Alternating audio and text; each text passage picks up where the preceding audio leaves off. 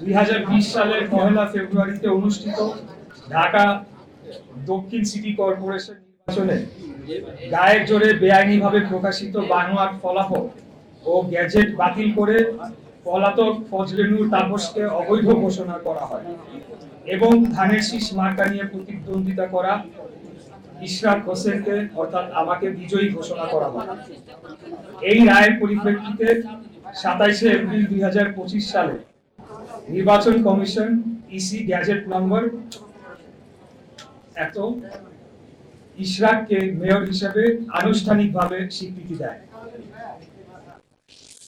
পরবর্তীতে গ্যাজেট ও রায় চ্যালেঞ্জ করে রিট দায়ের করা হয়। আমি এখানে ওই গ্যাজেটের যে রিট দায়ের করা হয়েছিল সেই সংক্রান্ত কয়েকটি তথ্য আপনাদেরকে পড়ে শোনাচ্ছি।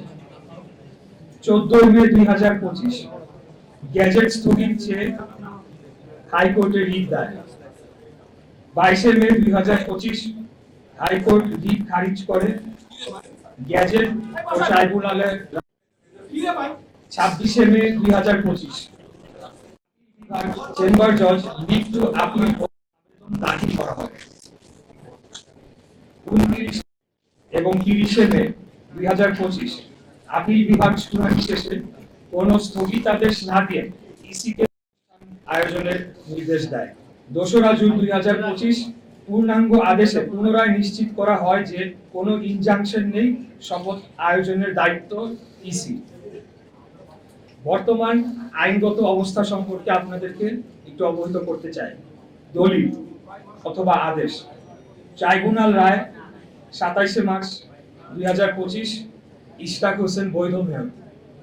ইসি গ্যাজেট 27 এপ্রিল 2025 ট্রাইব্যুনাল রায় বাস্তবায়ন এখনো কার্যকর। হাইকোর্ট আদেশ 22 মে 2025 গ্যাজেট চ্যালেঞ্জ খারিজ, গ্যাজেট বহাল। আপিল বিভাগ আদেশ 2রা স্থগিতাদেশ নেই, শপথ আয়োজনের নির্দেশ বহাল। একাধিক আইন ও সংবিধান লঙ্ঘন করেছে। এই পার্টটুকু আমি আর বললাম না, এটি আপনারা পরে বক্তৃতা আপনারা দেখে নিতে